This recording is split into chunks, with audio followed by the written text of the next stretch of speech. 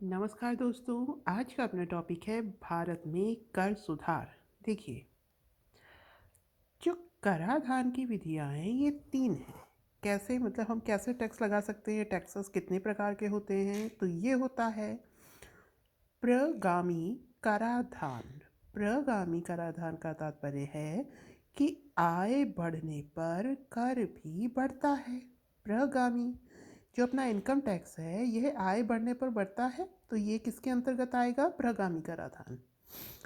प्रतिगामी कराधान, तो दोस्तों प्रतिगामी कराधान क्या होता है? मूल्य मात्रा बढ़ने पर घटती है। ठीक है, इसकी जो वैल्यू है, ये क्वांटिटी बढ़ने पर ये जो टैक्स है ये घटता है। अगला है समानुपाती कराधान, मतलब प्रत्येक स्तर की आय व उत्पादन के लिए इस विधि में कर की दर समान रहती है। मतलब कर की दर समान रहेगी, ना ही तो ये बढ़ेगी ना ही ये घटेगी। अब आगे चलते हैं, प्रमुख कर सुधार इंडिया में कौन कौन से किए गए? तो देखिए, पहला है निगम कर की दर में कमी। तो कराधान कानून संशोधन अध्यादेश 2019 के माध्यम से 2019-20 से सभी मौजूदा घरेलू कंपनियों के लिए 22% की रियायती कर व्यवस्था प्रदान की गई।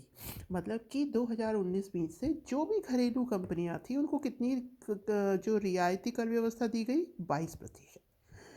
न्यूनतम वैकल्पिक कर से भी छूट। जो न्यूनतम वैकल्पिक कर है उससे भी जो घरेलू कंपनियां हैं उनको छूट दे दी गई। तो ये तो बात है निगम कर की। आगे है नई विनिर्माण घरेलू कंपनियों हेतु प्रोत्साहन। जो नई विनिर्माण घरेलू कंपनियां हैं उनके लिए कर की दर को घटाकर कितना कर दिया गया? 15%। निगम दर को दोस्तों कितना कर दिया गया? 22%। और नई विनिर्माण घरेलू कंपनियों को कितना कर दिया गया घटाकर? इसका जो टैक्स व्यवस्था है 15% कर दिया गया। आगे है न्यूनतम वैकल्पिक कर की दर में कटौती। जो न्यूनतम वैकल्पिक कर की दर है उसमें कटौती की गई। आयकर में छूट, यानी कि 5 लाख तक जो इनकम है सालाना, वो क्या कर दी गई? Tax free. लाभांश वितरण कर की समाप्ति।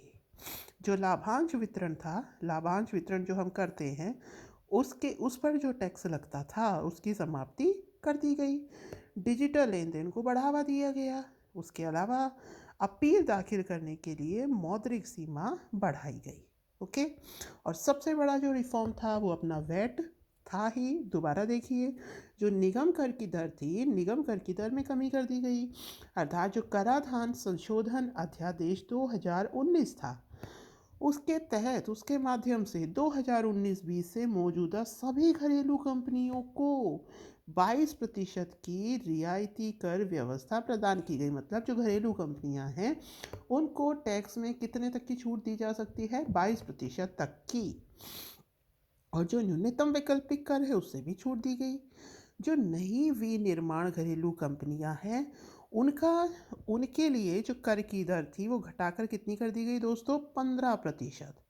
जो भी नई विनिर्माण घरेलू कंपनियां हैं उनके लिए टैक्स घटाकर कितना कर दिया गया? 15%। ठीक है दोस्तों।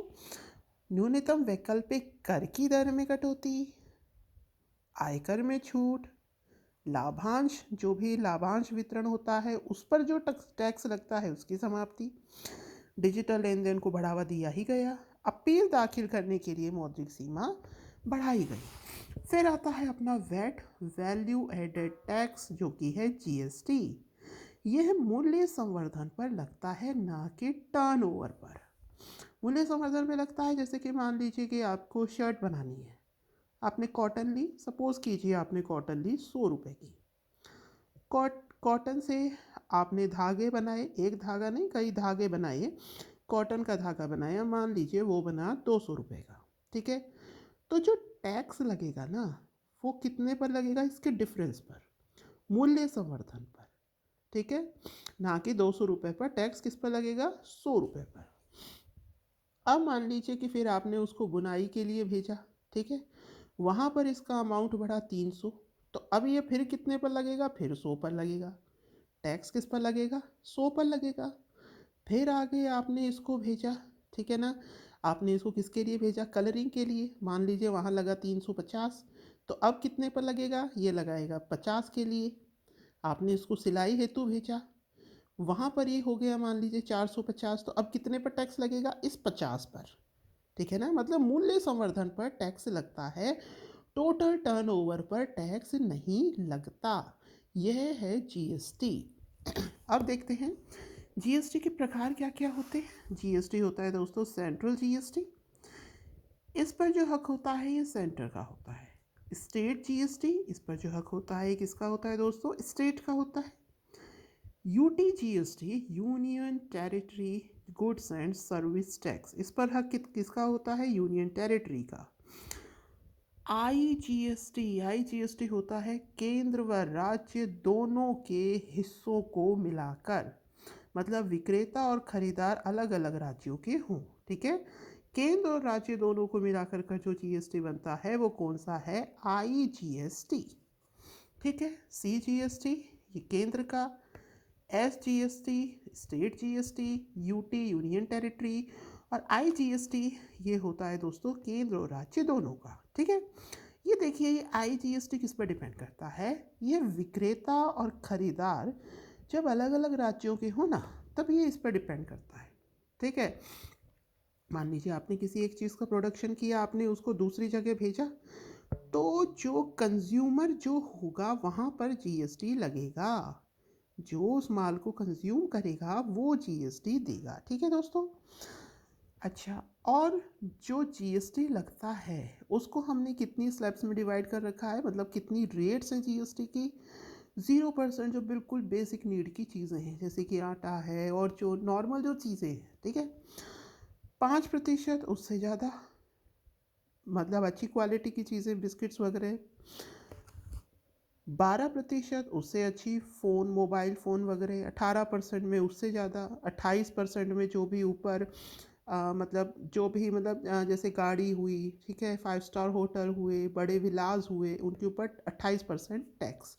तो जो हमने टैक्स को बांटा है वो 0% में, 5% में, 0, 5, 12, 18, 28, 0, 5, 12, 18, 28, इस ग्रुप में हमने इनको बांटा है, ठीक है दोस्तों। आगे चलते हैं।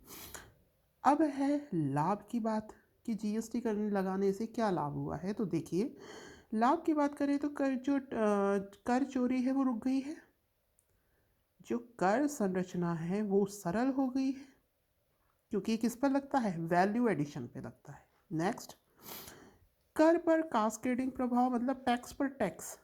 पहले टर्नओवर पर लगता था, पहले कैसे लगता था, ऐसे एग्जांपल लिया था, इस पर लगेगा, फिर ये 300 पर लगेगा, 300 पर भाई ये दोनों जुड़ जाएंगे तो ये टैक्स पे टैक्स लगता था।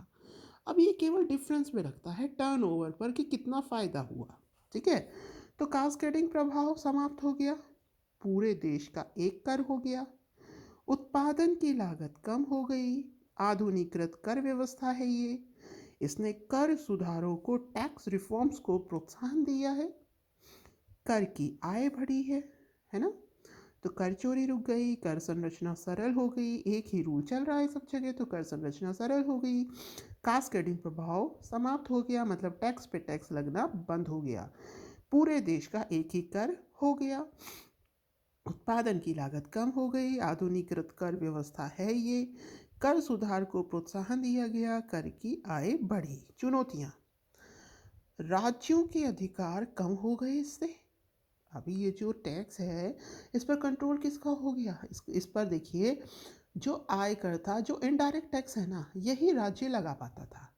अब क्या हो गया, इनडायरेक्ट टैक्स क्या हो गया, जीएसटी हो गया, और जीएसटी पर कंट्रोल किसका हो गया, सेंट्रल गवर्नमेंट का हो गया। इसका मतलब जो राज्य के अधिकार थे तो कम हो गए। छोटे स्तर के व्यवसाय हेतु चुनौती, अब छोटे स्तर का व्यवसायी जो है उसके लिए तो ये चुनौती का काम है ही। जीएसटी, जीएसटी से सभी राज्यों को समान लाभ के अवसर प्राप्त नहीं हो रहे, आधारभूत ढांचा भी पर्याप्त नहीं है, सबके पास अभी भी फ़ोन की सुविधा, इंटरनेट बैंकिंग और ये सब चीज़ें अभी भी उस पैमाने पर यूज़ नहीं हो रही हैं, ठीक है। और ना ही लोगों को अभी तक इसकी इतनी नॉलेज भी है। तो ये हमने देखा tax reforms in India and GST. तो जैसा भी लगा हो आप बताइएगा। तब तक के लिए धन्यवाद and have a nice day.